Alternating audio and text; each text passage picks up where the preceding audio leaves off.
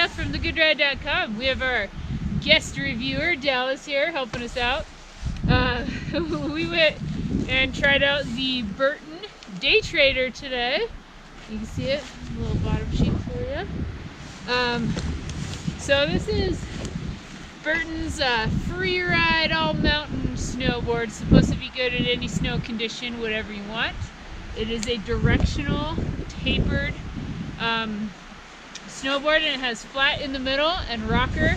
Here, we'll lift it up, but I don't know if you can see it. It's pretty subtle. Flat in the middle and then rocker on the tip and tail. Yeah.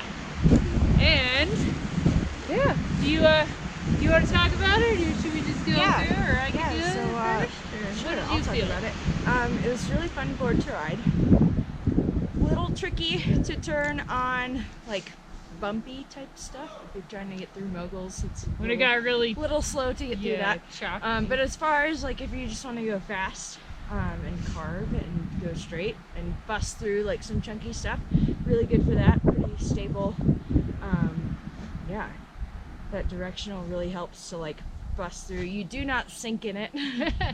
It rides well in powder. We have a lot of powder here. You probably can't see it, but there's a lot of it, and it doesn't sink, so that's great. Yeah, I think it has that nice stable, especially like the flat is like the big surface area on the snow. Yeah, big nose. I found it kind of a little bit slower to turn edge to edge than I was hoping for. Yeah, definitely. Yeah, and I think especially in those bumps. In the bumps, yeah. The bumps especially. When you want to make short radius kind of closed turns, it's not happening. Not so fast. But if you want to make open, flowy at speed turns, it's cool for that, right? It's yeah, like, definitely really good at open turns when you're not really trying to get too high on your edge. Either way, just keep that tilt nice and low and you can zoom. Keep the nose in the fall line. Yeah, so overall, you know, the pop was pretty decent on it too, and I found it stable when I jumped on it. Yeah, definitely. Maybe if you're going through those bumpy things, the bumpy, choppy snow, it's really good to like pop over it and just keep blasting. Unless there's a bunch after that. Yeah, it definitely has a good amount of pop, but yeah.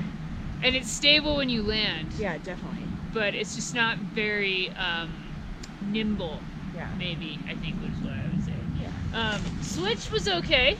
So yeah, not horrible. You know, you see the difference on the tail there. I set it up with the reference stance that they have on it, so this is like where they're telling you to ride it. And then what did you say? You felt like the tail was extra short? Yeah, it does feel really short, but that's probably just because I ride a twinny board normally. So yeah, you're more in the middle. I think it's a medium flex. Let's see if we can actually flex it here. Without it. Oh yeah. So medium, you know, I found it's funny because Dallas got on it. She's like, this board feels really light, and I got on the board and I was like, this feels kind of heavy. So it depends on where your reference is, I guess. But yeah. Probably somewhere in a medium weight. Yeah, maybe a medium. Actually, probably average. Maybe. It's probably pretty. Yeah. But average flex, average weight. But it feels, you know, I think that having it feel a little beefier for me is what helps it get through the chunder and really power through. Because today the powder was kind of wind affected, so you had like a crust on top, and it was able to power through it. Yeah, definitely. Yeah. But yeah, it's just random screams every once in a while. There's a run kind of close to us. So yeah, there you have it. This is the Burton Day Trader. This is a size 150. I think it was a little, I think I would probably do their 145.